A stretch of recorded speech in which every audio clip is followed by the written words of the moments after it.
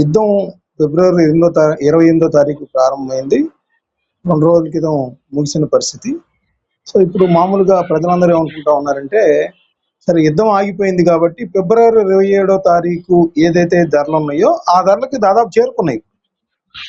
అంతర్జాతీయ మార్కెట్లో బ్యారెల్ చమురు ధర అప్పట్లో యాక్చువల్గా ఒక 10 రోజుల ముందు, యుద్ధానికి 10 రోజుల ముందు చూస్తే $68 $70 మధ్య కూర్చులాడింది. $70 ఉంది. ఇప్పుడు దాదాపు ఈ రోజు నిన్న చూస్తే అదే పరిస్థితికి వచ్చింది. సో మన మీద ఏం భారం పడింది చెప్పాలంటే, దాదాపు 7.5 నుంచి 8 రూపాయలు పెట్రోల్ డీజిల్కి సంబంధించి మనకు హైక్ చేశారు. అదేవిధంగా దాదాపు 100 రూపాయలకు దాకా గ్యాస్కి సంబంధించి పెంచిన పరిస్థితి డొమెస్టిక్. అదే ఇక ఈ వాణిజ్య అవసరాలకు సంబంధించిన గ్యాస్ అయితే దాదాపు 1000 రూపాయలు పెంచారు. సో ఇవన్నీ ఏ విధంగా తగ్గిస్తారు అనేది ఎదురు చూస్తూ ఉన్నారు. అంటే మనము యుద్ధం క్లోజ్ అయింది, ఒప్పందం కుదిరింది, రోజుల అంటే గంటల వ్యవధిలోనే అన్ని యథాస్థితికి వచ్చేస్తాయని కూడా అది ఆశించట్లేదు. అయితే రానున్న 15-20 రోజుల కాలంలో వీటిని ఏమాత్రం తగ్గిస్తాయి, ఎంత మేరకు ప్రజలు ప్రయోజనం చేకూరుస్తుంది ప్రభుత్వం అనేది ఎదురు చూస్తా ఉన్న పరిస్థితి. అయితే ఇక్కడ మనం అంతర్జాతీయంగా 2 అంశాలు గమనించాలండి. ఒకటి, మనకి రష్యా నుంచి ఇప్పుడు ఏదైతే ఇరాన్ కానీ లేదంటే పశ్చిమాసియా దేశాల నుంచి ఖతారు, ఓమన్, యుఏఈ, సౌదీ అరేబియా ఇక్కడ నుంచి కొంటా ఉంటామో ఆయిల్ని. ఎందుకంటే మన దేశ అవసరాలకు దాదాపు 70-80% వరకు ఇప్పుడు నేను చెప్పిన దేశాలతో పాటు కొత్తగా అయితే యుద్ధం కారణంగా వెనిజువేలా నుంచి, అదేవిధంగా రష్యా నుంచి కూడా కొంటున్నాం పెద్ద ఎత్తున. ఇప్పుడు నిన్న చూస్తే ఏం జరిగింది, వెనిజువేలాలో పెద్ద ఎత్తున భూకంపం వచ్చిన పరిస్థితి.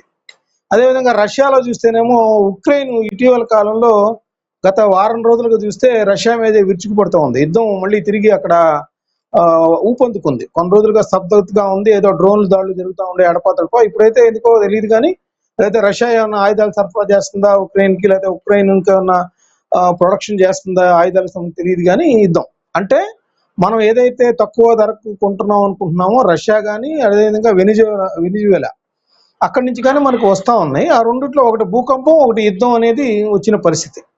సో ఇప్పుడైతే ఇందులో వెనిజువేలాలో భూకంపం వచ్చినప్పటికీ కూడా అక్కడ ఏదైతే ప్రజలు నివసిస్తున్నారో ఆ ప్రాంతాల్లోనే ఎక్కువగా దెబ్బతింది భూకంపం కారణంగా అంటున్నారు. అంటే మనకి ఏదైతే పెట్రోలియం ఉత్పత్తులు చేసే సంస్థలు ఉన్నాయో ఆ సంస్థలు పెద్దగా దెబ్బతినలేదనేది మనకు అందుతున్న సమాచారం. అయితే ఇంకా పూర్తి స్థాయిలో, ఎందుకంటే వాళ్ళందరూ కూడా అతలాకుతలం అవుతూ ఉన్నారు. ఎందుకు వేల మంది చనిపోయిన పరిస్థితి కాబట్టి ఎలా ఉంది, ఏమైనా ట్రాన్స్పోర్ట్కి సంబంధించిన దెబ్బలు తిన్నాయా, ఆ సంస్థల్లో ప్రొడక్షన్ ఏమన్నా ఆగిపోతుందా అనేది ఒకటి. సో రెండోది ఏంటి, హెర్మూజ్కి సంబంధించి బాగానే ఉంది అనుకుంటుంటే అక్కడ ఈరోజు చూసాం కొన్ని నౌకలకి సంబంధించి కొన్ని చేరుకుంటున్నప్పటికీ కూడా యథాతథ స్థితి అంటే ఫిబ్రవరి 28వ తారీఖు ముందున్న పరిస్థితి ఇంకా అక్కడ రాలా. ఎందుకంటే పశ్చిమాసియా దేశాలు ఏవైతే ఉన్నాయో చెప్పండి ఒక్కసారిగా కూడా ఈ రోజు ఈ ధరలు తగ్గిపోవడానికి ప్రధాన కారణం అంటే ఏం చెప్పుకోవచ్చు? అంతర్జాతీయంగా చమురు ధరలు ఏంటంటే, యాక్చువల్గా ఇరాన్ ఎప్పుడైతే హెర్మూజ్కి సంబంధించి నిబంధనలు ఎత్తేసింది, కొన్ని వందల సంఖ్యలో, మొదట్లో 10ల సంఖ్యలో అన్నారు, 100ల సంఖ్యలో చమురు ఏదైతే రవాణా చేస్తున్న నౌకలన్నీ కూడా భారత్కే 10-11 చేరుకున్నాయని చెప్తా ఉన్నారు. సో అట్లా అదొకటి. యుద్ధం అనేది ఎప్పుడైతే ముగింపు అనేది వచ్చిందో దానికి సంబంధించి స్టాక్ మార్కెట్లో ఏ విధంగా అయితే ఒక సానుకూలమైన స్పందనలు వస్తాయో చమురుకు సంబంధించి కూడా ఇక ఆ బాధలు తీరిపోయాయి కాబట్టి యథాతథ స్థితి రావడానికి అవకాశాలు అది కారణంగా చెప్పచ్చు మనం. అయితే ఇక్కడ మన భారతదేశానికి సంబంధించి వస్తే ఏంటంటే, చమురు ధరలకు సంబంధించి మనము 2014-15 వరకు కూడా ఎవ్రీ 15 డేస్కి ఒకసారి అంతర్జాతీయ చమురు ధరలు వచ్చే మార్పుల ఆధారంగా మన పెట్రోల్ డీజిల్ ధరలు సవరిస్తూ ఉంటారు. ఇక్కడ ఏజెన్సీలు ఏదైతే గ్యాస్ మార్కెటింగ్ చేస్తూ ఉంటాయి, గ్యాస్ కానీ లేదంటే పెట్రోల్ ఉత్పత్తులు కానీ. సో ఎందుకో తెలియదు కానీ భారతీయ జనతా పార్టీ ప్రభుత్వం వచ్చిన తర్వాత వాటన్నిటిని పక్కన పెట్టేసేసింది. సో అంతర్జాతీయ చమురు ధరలు ఎలా ఉన్నప్పటికీ, అంటే 120కి చేరుకున్నా, అదేవిధంగా 80కి చేరుకున్నా పెద్దగా మార్పులు ఏమి రావట్లా. ఒకసారి పెరుగు కూర్చున్నాయి, ఎట్లానే ఉంటున్నాయి. సో దానివల్ల లక్షల కోట్ల రూపాయలు ఆర్జించింది. సరే, వాళ్ళు దానికి అభివృద్ధి కోసం ఖర్చు పెడుతున్నారా, దేనికో పక్కన పెడితే, ఇటు రాష్ట్ర ప్రభుత్వాలు కూడా, కేంద్ర ప్రభుత్వం ఏమో అట్లానే ఉంచుతుంది సవరించకుండా, రాష్ట్ర ప్రభుత్వాలు ఏమో వ్యాట్ రూపంలో ఇంకా సెస్సుల రూపంలో విపరీతంగా వేస్తూ ఉన్నారు. యాక్చువల్గా మనకి 65 రూపాయలు 68 రూపాయలు బ్యారెల్ ఉన్నప్పుడు మనకి 70 రూపాయలకి 75 రూపాయలకి రావాలి పెట్రోల్. కానీ మనం మాత్రం 100కి పైనే చెల్లించుకుంటా ఉన్నాం. అంటే ఆ మిగతాదంతా కూడా మనం అది ఎక్స్ట్రా కడుతున్నట్టు లెక్కే. సో అది ఇప్పుడు కూడా ప్రజలు భారంగానే పరిణమిస్తా ఉన్నారు.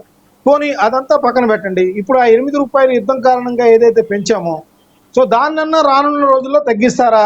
అదేవిధంగా డొమెస్టిక్ గ్యాస్ సిలిండర్కి సంబంధించి 90 రూపాయలు పెంచారు. ఒకసారి 60 రూపాయలు, ఒకసారి 30 రూపాయలు చిల్లర. ఆ 2 కూడా తగ్గిస్తారా అనేది ఇప్పుడు ప్రజలందరూ కూడా వెయ్యి కళ్ళతో ఎదురు చూస్తా ఉన్నారు.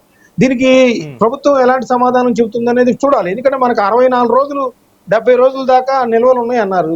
సరే ఏదో ఒకటి మేనేజ్ చేశారు. మొత్తంగా విపరీతంగా వేరే పాకిస్తాన్లో కానీ, కొన్ని యూరోపియన్ కంట్రీస్లో కానీ, అమెరికాలో కానీ పెరిగినట్టు మనకి పెద్ద ఎత్తున పెరగకపోయినప్పటికీ కూడా ఒక 8 రూపాయలు పెంచారు. సో దాన్నన్నా ఇప్పుడు తగ్గిస్తారా? లేదా గతంలో లాగే ఒక సంక్షోభం వచ్చినప్పుడు ఏదైతే పెంచారో ఆ పెంచిన ధరలు యథాతథంగా ఉంచేసేసి ప్రజల నుంచి ఇంకా అదే దోపిడీని కొనసాగిస్తారా అనేది కూడా ప్రజలందరూ కూడా గతంలో అలవాటు పడి ఉన్నారు. కనీసం ఈసారన్నా 8 రూపాయలు తీసేస్తారా లేదా అనేది అందరూ కూడా ఎదురు చూస్తున్న పరిస్థితిగా నేను చెప్తాను.